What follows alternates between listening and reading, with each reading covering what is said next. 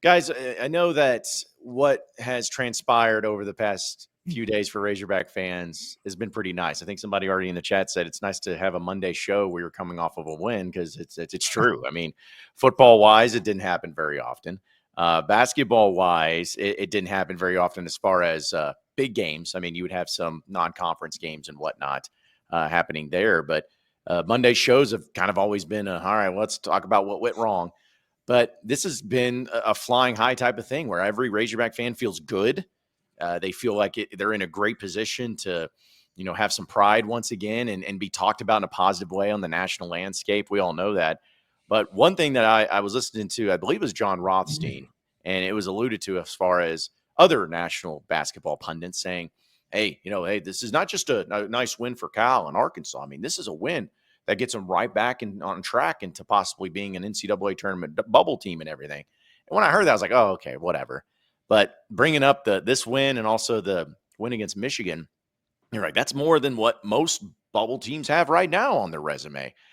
And so I started to really dive into it and think about it. And we'll use this as our alumni hall question of the day. So we'll get all of everybody else's thoughts. But I want y'all's thoughts. I mean, what is this looking like? I mean, you win, and that's always better than losing. But to get to the NCAA tournament, is that still an actual, somewhat realistic possibility for this team right now after that win? It's a hell of a lot more realistic than it was when we woke up Saturday morning. I'll tell you that. The question of the title, like, are the Hogs back on the bubble? No, they're not quite yet. They're a lot closer than they were, though, man. I mean, there's no doubt about it. They've got a lot of work left to be done, but you can't discount what Arkansas did for themselves winning this game against Kentucky. It popped them up a dozen spots in the net rankings. It popped them up 14 spots at KenPom. It made a huge dent. They've still got a lot of work to do. They're still 3-8 in the first two quadrants. That's not good enough. They've got to continue to pile on some wins here. If they play like they did against Kentucky the rest of the season, they're in position to do that. If they go down and beat Texas Wednesday, then I'm ready to come in here and be like, all right, game on. This is actually starting to look somewhat like a tournament resume, or just split this week, honestly. Like, if you lose to Texas, beat Alabama, you get one of those, and then I think you're in a pretty good spot. But you go look at the bubble right now. Like, I pulled up, I'm on CBS Sports. I'm on Jerry Palm's bracketology because Lunardi hasn't updated his yet. But I'm just looking at his last four in and his first four out. And I know the net rankings is not the end all be all, but Arkansas is at 47 right now. And I'm looking at his first four out, and you've got UCF, who's 64 in the net. You've got Indiana, who's 65 in the net. You've got Eric Musselman, who's 68 in the net.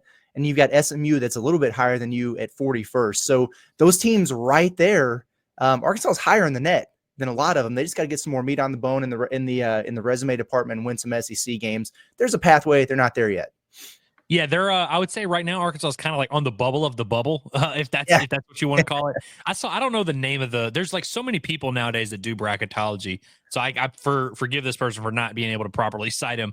But I believe there was one random bracketologist on Twitter who had Arkansas in his next four out. So kind of in that, like, of the like 8 first teams that are out, Arkansas is there. And so to your point, you go 1-1, you're probably in that first four out. If not, maybe even if it's, the right win, maybe you win at Texas, that might get you in the last four in. And so I think Arkansas is kind of within striking distance of being there, maybe not quite there. And I think some people are like, I could tell by the comments, people are like, you think they're on the bubble? What? It's just one game. And like, it's not really that like bold of a proclamation. I've always said, like, the kind of, and to your point, Curtis, like, I think top 50 in net, top 50 in KenPom, top 50 in strength of record, whatever metric you want to use. I feel like if you're in the top 50, that's like right around where at-large contention starts and ends kind of for a lot of people. And so Arkansas, like you said, 47 in net. So they're definitely right there if they're not quite on the bubble yet. And so, yeah, there's a lot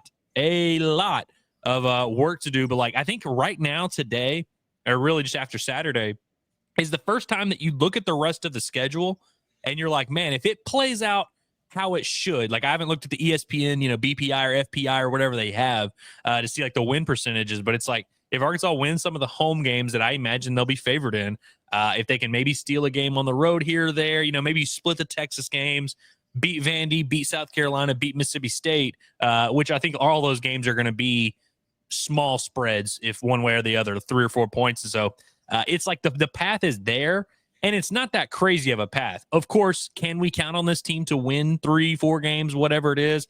I don't know. I think there's still a lot of questions for this team to answer, and we'll see what kind of effort we get from them on Wednesday. But to act like Arkansas hasn't kind of forced their way into the conversation would be an inaccurate representation. I feel like they're, like you said, maybe 1 or 2 wins away this week from really being in that conversation. In 20 seconds, I want to, because you talked about these spreads, they're all going to be close. These are all going to be what you would expect to be competitive games. On Torvik right now, the only game that Arkansas is projected to win the rest of the way is LSU at home, but the spread is less than a point. Home against Texas, at South Carolina, and against Mississippi State. So, like, there's so many games that they're projecting to be really, really tight. And they were 11-point dogs at Kentucky. They went in there and won. So sometimes it doesn't mean anything. Well, it's like what we talked about. It was, if you get to 7 SEC wins, you feel good about an NCAA tournament bid because of how good the conference is. Maybe like you'd have to at least get to that minimum which would put you at 7-11 in the conference to really have a legitimate shot. Well, you're 2-6. You have 10 games left. So you're talking about Arkansas winning half of their remaining games, essentially, to get to that mark to really be in there. And I think we talked about it maybe on the stream yesterday, that Arkansas is only, as far as the remaining games, all of them are Q1s except for 2 of them, and those other 2 are Q2s. So you're going to have a lot of quality wins, but that's kind of at least the way I'm looking at it, where if Arkansas can just, I'm not saying a bunch of ifs, but if they can just win 5 of these next 10 games, I think they're in the tournament. I think they're barely in, but I think because of the way that it's approached, I think it's because of the way that they would end the season a lot stronger than what they started. And considering, like, of course, what some of those wins were, because if you're looking at the schedule, say that of the 5 wins that they got was South Carolina, say they beat Texas at home, they beat Missouri at home, LSU at home, and maybe beat Vanderbilt on the road or beat Texas on the road. Like, we'll say it's those. That'll not be like the most overwhelmingly impressive resume, but say if you, sub that one where say, hey, you lose it on the road to Vanderbilt, but you beat Bama at home. You know, that just elevates everything and changes everything. Say if you, instead of beating, say if instead, take that Vanderbilt game again, but you beat Texas A&M on the road. You beat Mississippi State at home. Like there's just a lot of things to where it could happen that way. But I feel like if you go 7-11, I don't know. I would just be hard pressed to think that the committee and everybody will keep Calipari and Arkansas out of the tournament, considering some of those wins that they would have towards the end of the season. Maybe that's me being overly optimistic and hopeful, but I could see it happening to where they're kind of like, get them in Dayton, let them go up there. I do think that's you being overly optimistic. And I mean, I was one of the ones early on that was like, yeah, dude, 7-11 in this SEC. And it might. I don't want to operate in that world, man. I don't want to be sweating it out. I think to your point, though, you get to that, like, bare minimum. I'm with you. 5-5, you get to 7-11. And then once you get to Nashville and people start yelling, oh, it doesn't matter. No, it does. It does. The last 2 games don't matter. Because those early games, Wednesday, Thursday, even Friday to a degree, you can really help yourself if you're a bubble team. After that point, like, they've already kind of decided on the large teams they're putting in there. They don't put as much stock into those last couple games of conference tournaments because they've got the bracket built out. Of those early ones, you can. So if you get to 7-11, it's probably a deal where you're going to Nashville thinking, okay, well, these are all neutral floors. All these teams are top 50. Like, you could probably still snag another quad 1 win or 2 right there. That could even get you that 20 win mark or whatever on the season, boost that resume up a little bit more. And then you're really talking about it. Either way, if Arkansas gets back in this conversation, we're going to be so stressed on Selection Sunday, man, unless they go win the SEC tournament, obviously. But it's going to be a feeling that we haven't had in a long time of like, oh my God, this bubble is real. And I think you're right about Cal. Like, they're not going to leave that dude out. No, I agree. And to the SEC tournament point, if you really think about it, it's not that often that Arkansas goes to the SEC tournament and they're playing for something. You know, like all the Eric Musselman tournament years, they knew they were in the tournament. His first year, whenever he did the whole thing about, I thought we were going to win the tournament. Obviously, COVID ended it. That team was in a situation where they needed to win the SEC tournament, or at least get to the title game. This past year's team needed to win the SEC tournament. So there's really not a ton of times where Arkansas has gone in where those early games have a ton of stake. Really, even the Mike Anderson days, like you'd have to go all the way back then. Like he had a couple like semi bubble teams. Obviously, the one that was in the NIT. That's probably, I mean, and I was 10 years ago, where you got to really think back to a time where Arkansas entered the SEC tournament and had real stakes and something to play for in these games. One thing I also would remind folks is that there's been a precedent lately where teams have good runs in the SEC tournament, and it doesn't necessarily do them as big of a favor as they thought. And so I kind of when John was saying 7-11, I was like, you're 7-11, you go to the tournament, you win a couple games. Oh, there you go.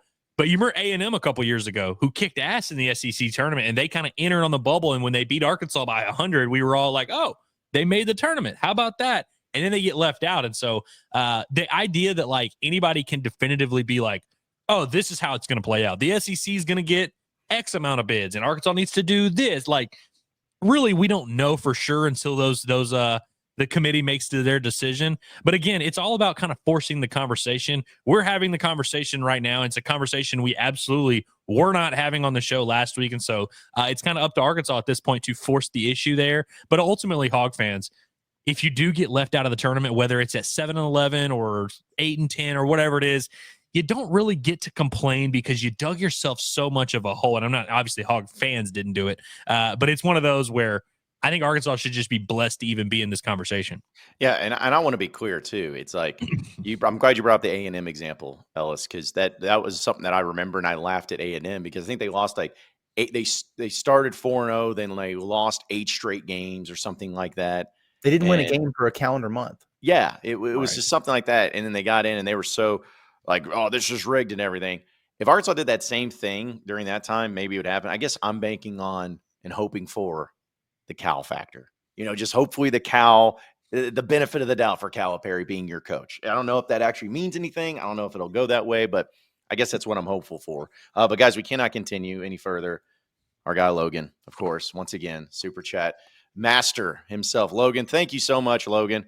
Best source of the weekend presented by Logan Coker is what's going to be today. So thank you. But he says, need to go 1-1 this week for the tourney talks to get some serious motion nationally. And yeah, that's for sure. I'll take 1-1 however it happens. But man, it'd be nice if they won that Bama game on Saturday. That'd be pretty fun. I'd probably rather win that one than the Texas game personally. But hey, 1-1's 1-1. And not to say that it'll like ramp up into another level, but you'll at least get you a really quality win as long as you win one of those this week.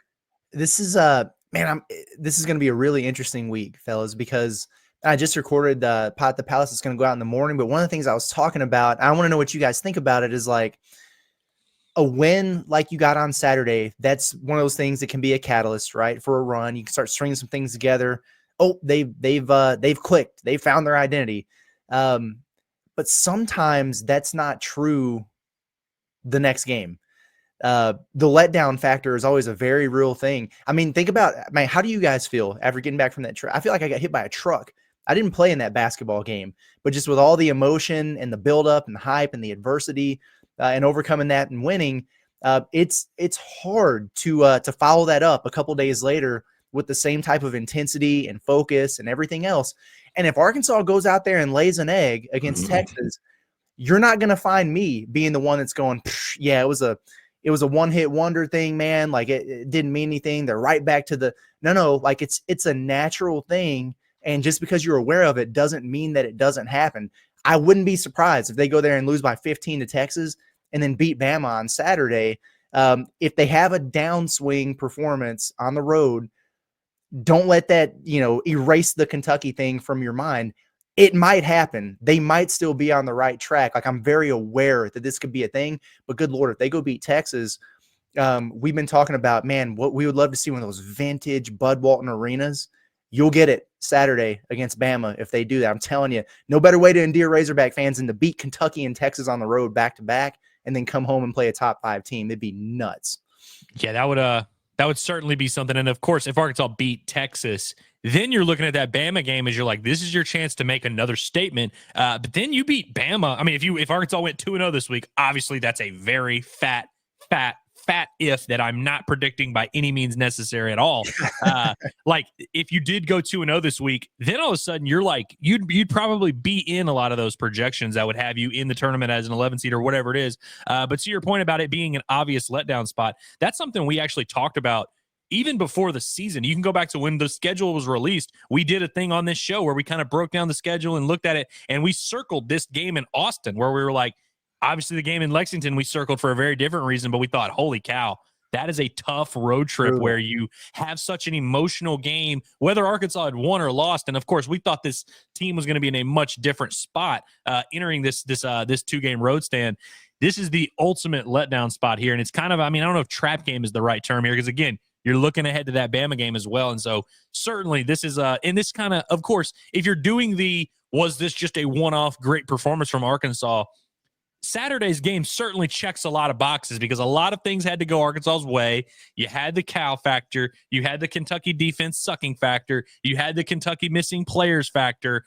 It kind of fits a lot of those ingredients. And so I think that's certainly going to be something that Hog fans have on their radar, and really national observers as well, is like, okay, if Arkansas gets blown out by Texas, I agree with you, Curtis, that everyone's going to do that and say, okay, so now we know that Kentucky game was a fluke.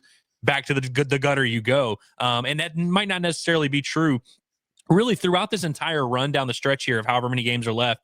It's going to be a roller coaster. Every win is going to feel like the biggest win in the world. Every loss is going to feel like a real dagger, a real gut punch. And so I encourage you, Hog fans, stay in that foxhole. Keep looking fighting forward. Because really, to your point, like, Arkansas goes 1-1 this week. They're in a good spot. So you get blown out. You have a disappointing showing against Texas, which again we feel is very likely, just something that could happen. All attention turns to that Bama game, which of course is going to be a massive battle regardless of what your record is. And so I really do. I hate to say it, one game at a time. You just got to kind of add it up and then see where you're at the end of it.